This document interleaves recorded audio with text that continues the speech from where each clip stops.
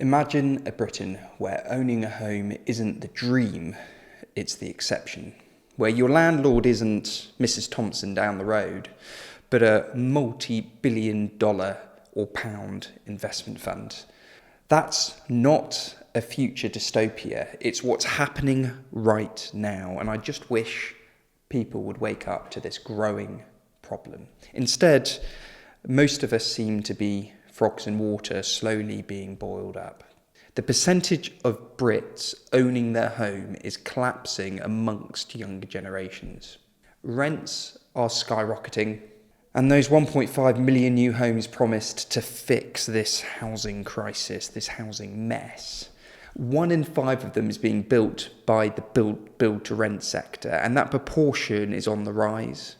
Sadly, the government has no money and has been systematically selling off the country's wealth to balance the books for generations now. And now they're desperate to hit these housing goals, and they are increasingly turning into private equity-backed developers for a quick fix to the housing crisis, not to build and sell property, which should be what they're incentivizing to make happen right now, but to build to rent, which is just ridiculous. It's growing in volume monumentally here in the UK. The systemic replacement of home ownership in local UK-based landlords with the ever-increasing rise of corporate landlords, many of which aren't even based in the UK and don't pay UK taxes. And this trend is evident across not just the UK, but in reality much of Europe, the US, Canada, Australia, and so on. I see you guys commenting.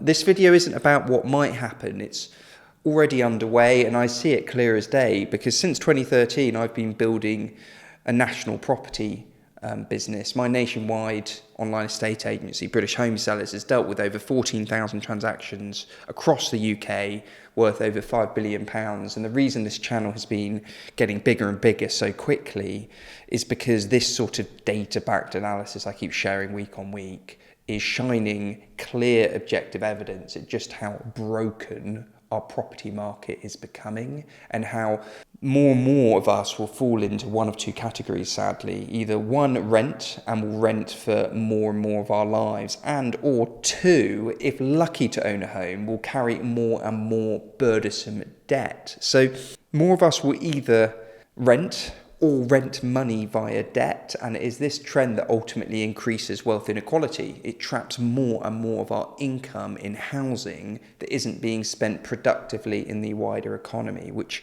crushes growth and living standards even further.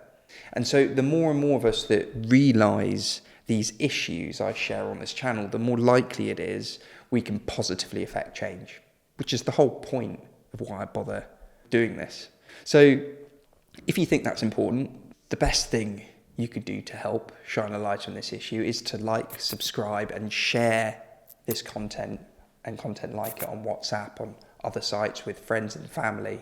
But let me start with why home ownership is tanking. Now, this is important because home ownership rates are slowly decreasing marginally.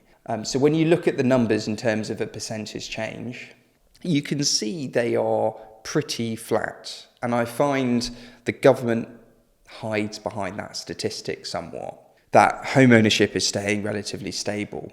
Because the real issue isn't home ownership tanking as such.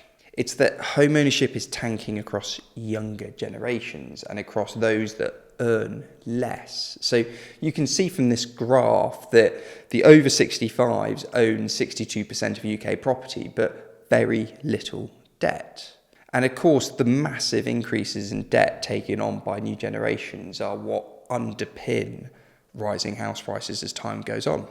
But also the inequality has grown. So those aged 25 to 34 on lower incomes have seen home ownership reduce from 19% to 10%, a 47% decrease. The highest income proportion have seen it still drop, but from 86% to 68%, so a less steep 21% drop. So as the housing market is squeezed, as anything is squeezed, the bottom earners are ultimately hurt the most in this, and those above see living standards drop instead. And this matters because from the government's own English housing survey, they found that owner-occupiers had higher scores for life satisfaction, thinking life is worthwhile, happiness, and lower scores for anxiety. So owning a home matters to the country's mental health, but at the same time, at what cost?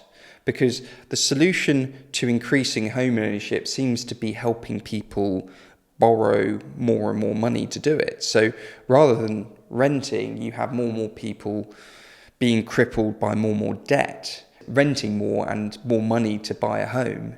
Who owns that debt at the end of the day? So who's buying instead? What we're seeing in slow motion is the rise of corporate landlords. The government is desperate to hit its 1.5 million homes target, and to do it, they're increasingly relying on build-to-rent developers because they have no choice. But here's the twist. These aren't your average landlords with one or two buy-to-lets or family-run home builders and property development firms locally that we should be backing. These are FTSE 100 giants, pension funds, and even banks. So Grainger UK, whose biggest shareholder is BlackRock, already owns over 11,000 rental homes. Legal in General has poured over £3 billion into rental investments. Even Lloyds Bank has its own build-to-rent arm, Citra Living, with more than 5,000 properties. They want to be the biggest landlord in the country. And the government is, in a way, effectively bankrolling them through this £3 billion windfall that you may have heard about in the past. So Labour's autumn budget last year in 2024 famously included a £3 billion support package to boost build-to-rent. It's not like the government is writing these companies cheques. Instead, it's loan guarantees and access to cheap financing. That means if a developer wants to borrow billions to throw up a giant rental block in a city centre, they can do it at much lower cost because the government is standing behind them saying, don't worry, if these go wrong, we'll back you. So taxpayers will take the hit if it did go wrong. So instantly those projects become more profitable because debt is cheaper and lower risk to them. Think of it like this as a sort of analogy. If the government said to Tesco, we'll guarantee all your supermarket loans so you can expand cheaply and safely and we'll back you, while at the same time is hiking taxes and licenses and costs for all those corner shops, who do you think wins? The big corporations every time. And that's exactly what's happening in housing. Small landlords are being squeezed.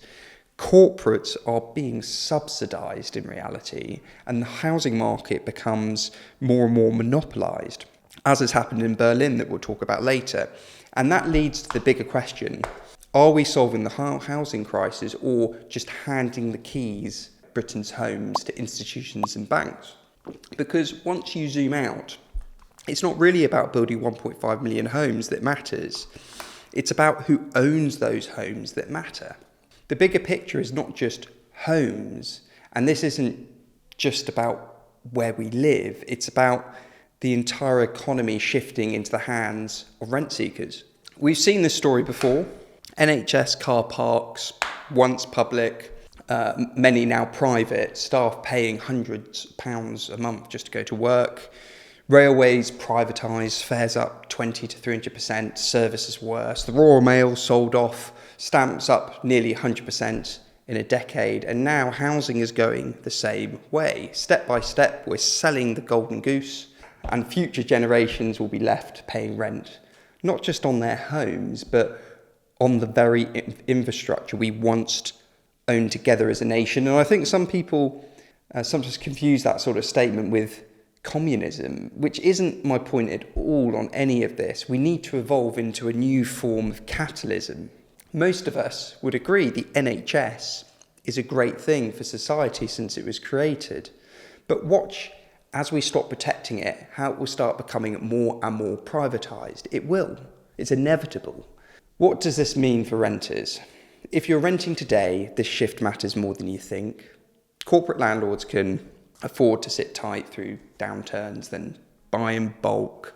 They get tax advantages for doing it, they get government-backed loans, and they don't have the same incentives as small landlords.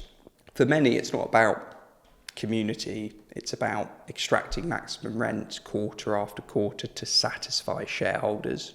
And that's why in Berlin, where 85% of residents rent and corporations dominate that market, tenants were in situations facing rent hikes of 40 to 50%, and that sparked mass protests to take housing back into public hands. Ask yourself, are we sleepwalking into the same future here in the UK? I think so. So where does this leave ordinary people? If you're a small landlord, you're being squeezed out. If you're a renter, you're paying more.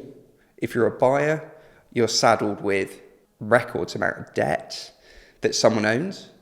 Meanwhile, corporate landlords collect the cash flows, backed by government policy, they collect the interest. This isn't a free capitalist market, it's a rigged game.